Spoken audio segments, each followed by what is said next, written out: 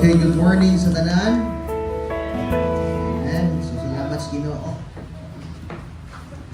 Our scripture is found in the book of Genesis. Genesis chapter 2 verse 18 to 23.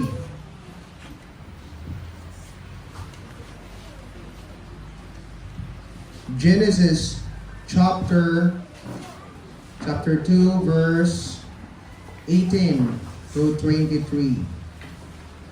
Bumasahon diri sa Bisaya.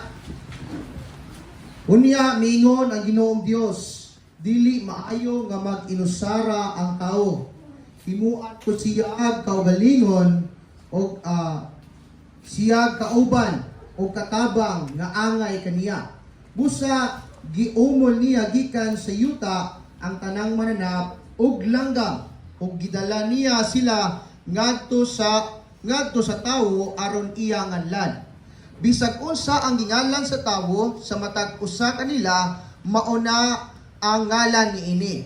Busa ginganlan sa tawo ang tanang kahayupan ug ang mga langgam ingon man ang ilahas nga mga mananap. Apan wala say nakit-an nga angay ikauban o katabang. Unya gipa katulog sa Ginoong Dios ang tawo ug samtang nahindahanok siya gikuhaan siya og sa Ginoo og gusto og gihulipan niya kinig unod. Ang maong gusto gihimo niya nga usa ka babaye o gidala niya nga ang babaye ngadto sa lalaki.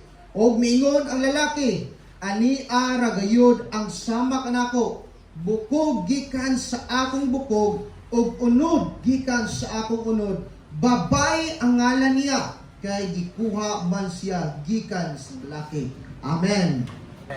So karon magisgot ta ani diri no. Magisgot ta og house rules. Okay. Kaning unsa may ato ang mga rules sulod sa ato ang panimalay. Okay. Husband and maghisgot sa ta diri sa husband's rules and responsibility. So sa atong gibasa, atong nakita dito nga ang Ginoo nakakita ni Adam, di ba? Nakita niya no? Pagkakita niya nga naguol si Adam kay wala siya kauban, usa may gihimo sa Ginoo. Ang Ginoo naghimo siya og mga kahayupan.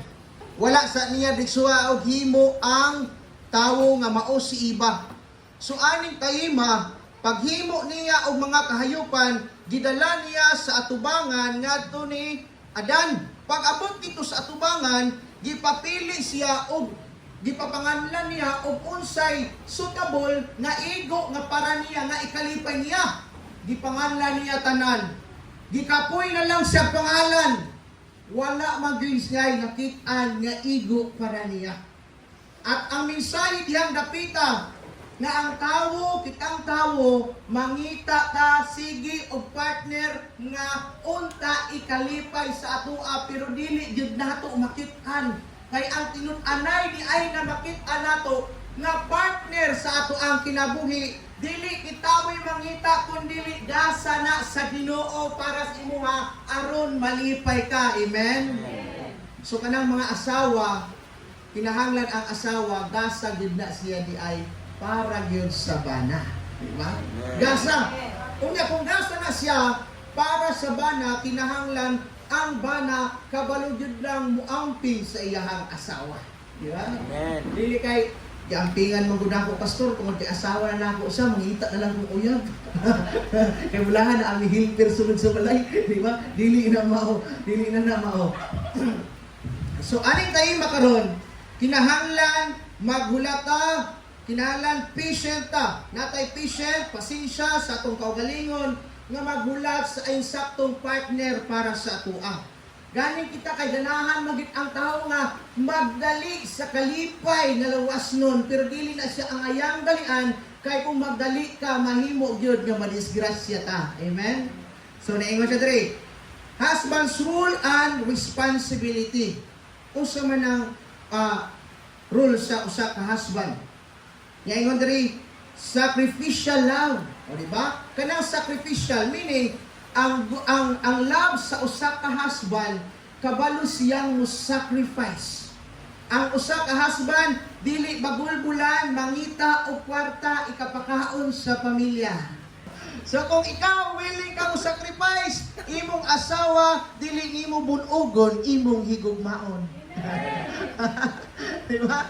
Dili nimo bunugon. Nasa diri, husbands are commanded to love their wives as Christ loved the church. So ang paghigugma sa imong asawa na involve gyapon ang church. Meaning, mahatag nimo ang tinud-anay nga love, ang sacrificial love, kung dunay Kristo sa inyohang paghinugugmaay. Kinahanglan si Christ, dili ibutang sa kilid, dili ibutang sa kusina, dili ibutang sa pantawan, kundi siya gyud maoy pilar. Tumingkang pilar, haligi sa kaminyoon. Amen. Una ingon ana na siya. Kaadya sa Episo 5:25. Okay. 5:25 at akong basaon.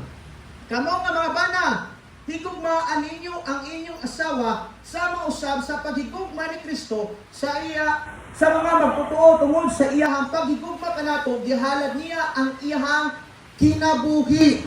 Meaning kaninya gipasubay na niya ni Kristo. Nganong gipasubay ni Kristo?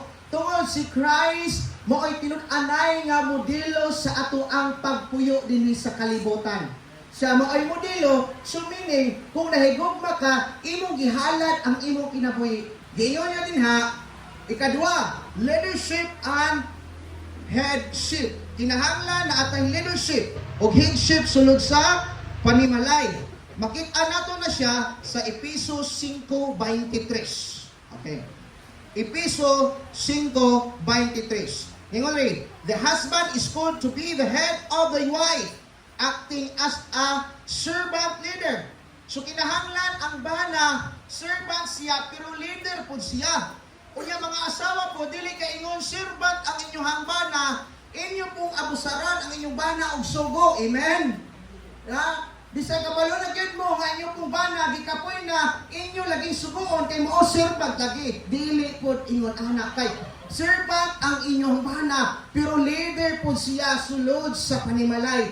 Ang leader moonay mag-unag buhat o maayo sulod sa panimalay. Amen.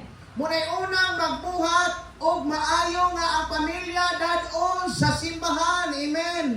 Munay mag-unang buhat o maayo nga ang mga anak i-educate kabahin sa Ginoo to have a happy family.